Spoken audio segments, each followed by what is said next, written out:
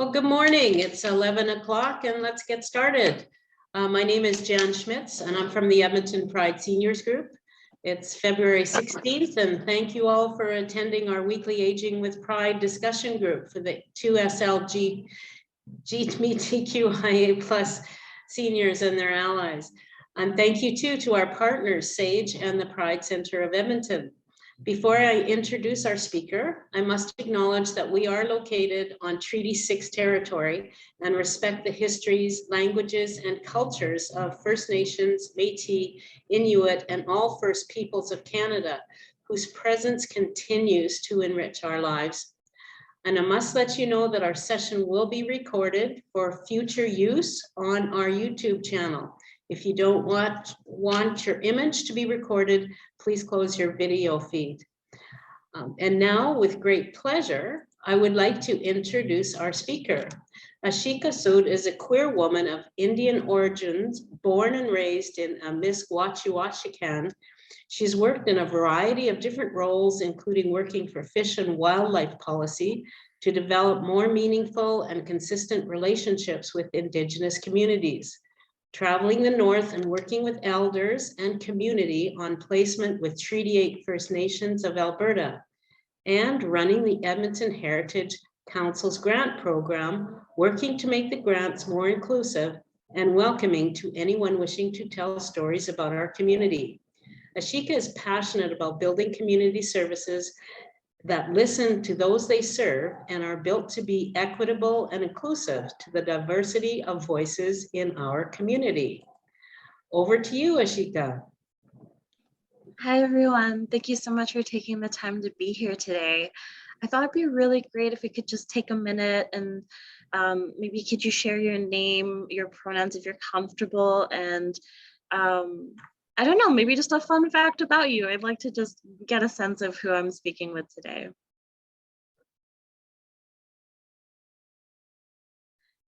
And the way we'll decide who goes is if you can raise your hands and do little jazz hands, then then you can pick the next person in line that hasn't gone. And when you're done, you can take your hands down. How's that work?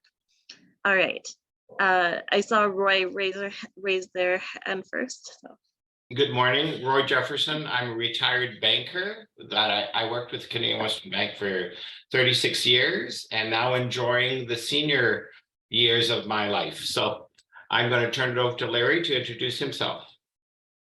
I'm Larry. I am a retired physician and professor and originally intended to devote my life to the study of medieval history. I came to my senses and had a good career, and now, like Roy, I'm enjoying my retirement.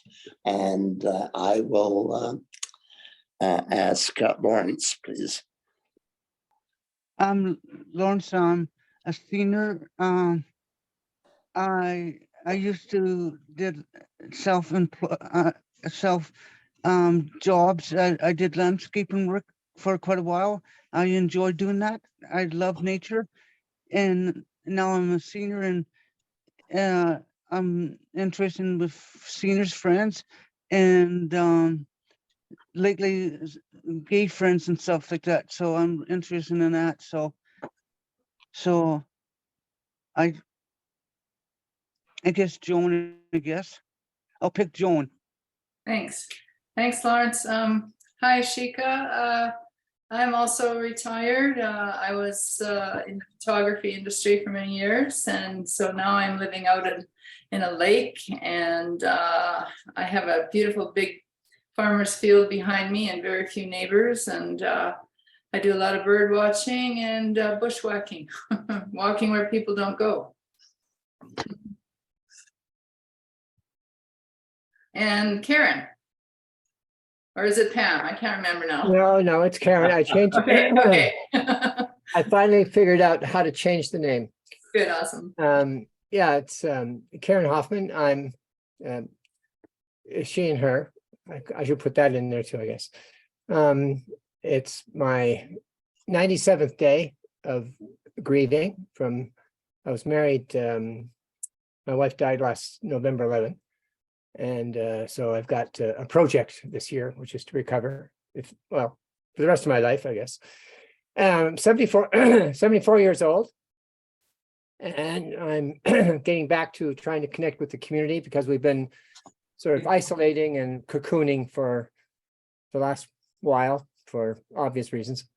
And so I'm doing the work and I'm getting through, and it's getting by. I'm sleeping better. Thank you. Onward. Who's next? Grant? I guess that leaves me, yeah. I'm Grant, I'm a retired teacher. Taught in Edmonton for many years and then taught in Hong Kong for a couple of years. Love to travel and I love to read. I spend a lot of time doing the latter and not enough doing the former. And who else does that leave? Gina? Una? Help? Anybody? They're connecting audio. Hi, everyone. Oh, I'm sorry. Was somebody else speaking? No, go ahead. Oh, hi. My name is Mona. I'm Rachel's practicum student. I met few of you already. I don't know if you remember. I don't know what we were talking about, but I guess I'll introduce myself. I'm a psychology major, and I'm doing my practicum at SAGE in the Life Enrichment Program. And happy to be here, and I'm learning a lot of stuff, exploring my interest in the field, working with different population. So I'm excited. And I think I go by she and her as well. So yeah, thanks, Asheika. Luna, do you want to pick someone else? Oh, let's go with Larry.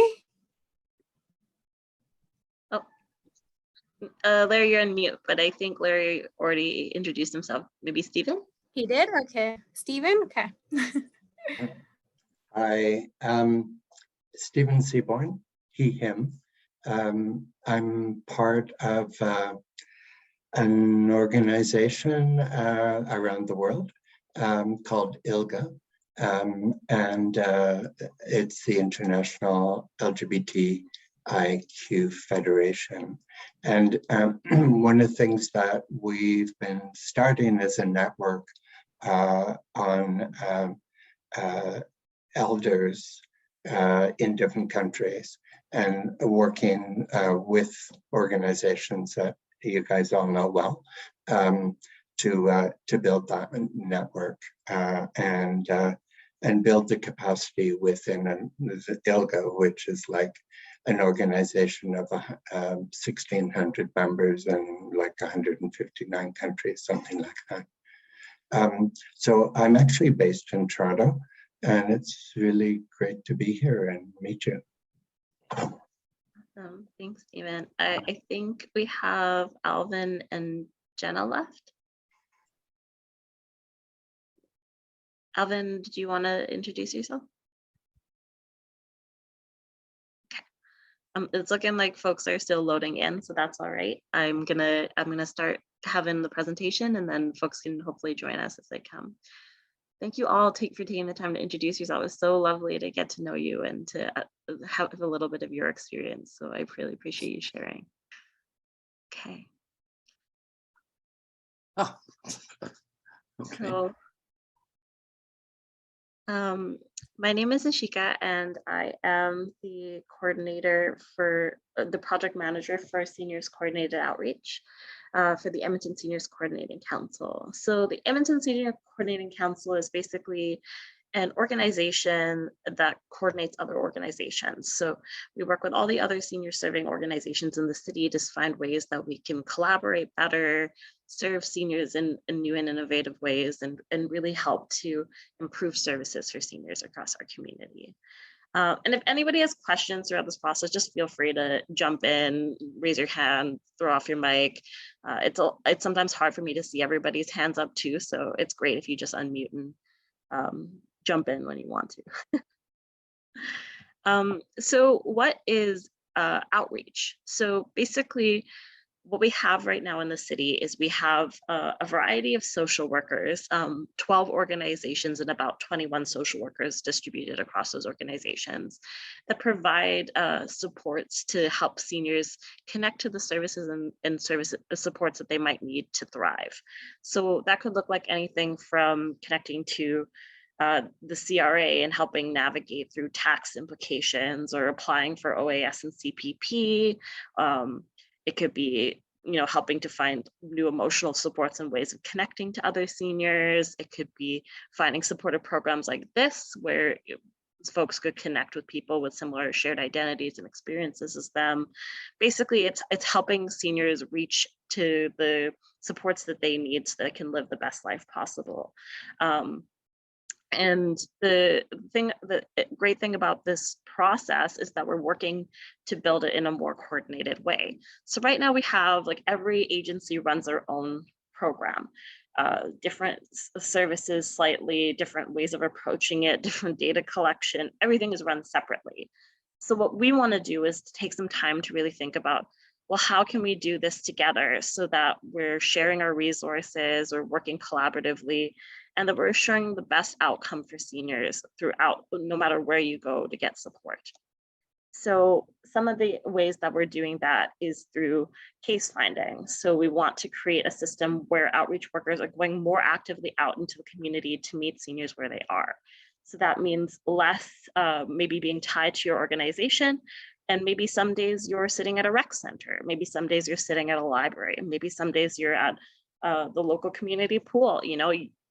The worker is going to the places where a senior might be so that they're more likely to connect with them, rather than being only in a senior center or only in a place, one singular place, which may not be reaching the most isolated seniors or those who don't know about these types of supports. Another reason why coordination is important is that we can ensure that there are common practices, so that instead of everybody kind of doing something a little bit differently, some programs offering some things, others not, that there's at least, when you go to any outreach worker, you know that you're going to get a same quality of care, that the person is going to be able to support you and really get you the resources you need, and that's the same no matter which outreach worker you reach out to. Another aspect that's going to be really helpful is that we can then start to collect shared data. So that means that if we're seeing a rise in houselessness amongst the seniors population, or say we're seeing changes in needs in terms of, like, more people are struggling to apply for OAS and CPP, then we can have resources prepared with our outreach workers so that they can help address the changing needs of seniors.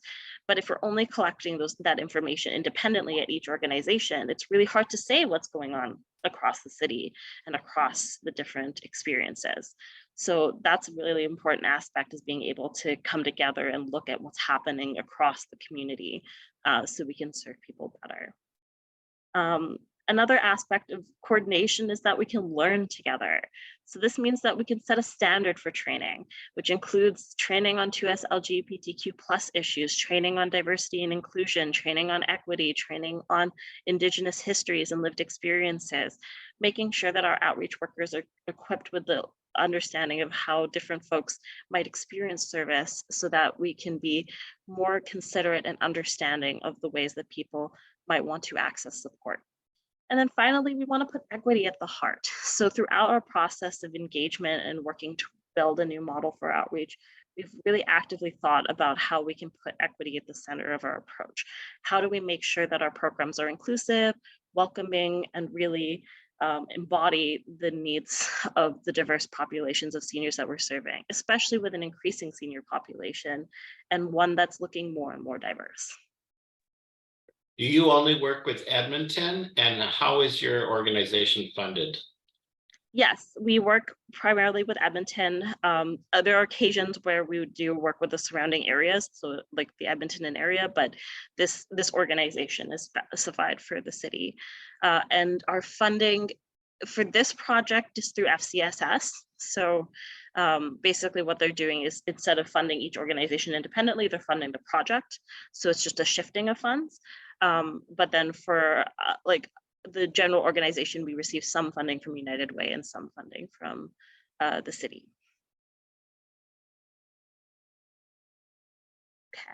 Any other questions about that? So embodying equity, how we work to really think about equity as we've done this work together. So the first thing we've done is we start with shared values. I spent a lot of time meeting with the large group and kind of talking through, we spent a day kind of really assessing like, what would it mean to do the service well? How could we make it more inclusive? What are the ways that we need to be thoughtful? What are the questions we need to be asking? And then we set up some value statements that we've kind of carried through the project. We've then held population-based focus groups, which includes our conversation today, where we've tried to meet with seniors from various lived experiences to understand their unique experiences directly. We wanted to hear it from you. We wanted to know, what are the things that you want from service? How does it look for you, rather than making those assumptions blindly within an organizational structure. We've designed it collaboratively with a diversity of organizations. So there's been about 35 organizations at the table, all kind of working together to think through how do we do this better? How do we serve seniors in a meaningful way? And not all of those organizations are outreach, obviously, because we only have 12 organizations funded. So a lot of them are other adjacent organizations that serve communities that involve seniors. So they're different organizations that run seniors programming, even if they aren't like a senior center or like something like primarily focused on seniors. So finally, we really focused on having a task team dedicated to equity, which has actually just wrapped up, and we spent a lot of time kind of going through the process and trying to engage at every stage of what would success look like from an equity perspective. What do we need to achieve by year one? How do we think through designing a new system for how we support seniors in a thoughtful and considerate way to the diverse experiences of seniors in our community. So I want to take some time now. There's nothing that I have to tell you that like is more interesting than what you can tell me. So if you're open to it, what I'd really like to do is spend some time talking with you about what you might look for from a service like this. So if you're open to having a chat with me, all that the questions will be used for are just to improve the service and to ensure that seniors get improved support and that we understand the diverse experiences of seniors. And we will be sending you a $20 grocery gift card as thank you for your participation. Is there anybody who's uncomfortable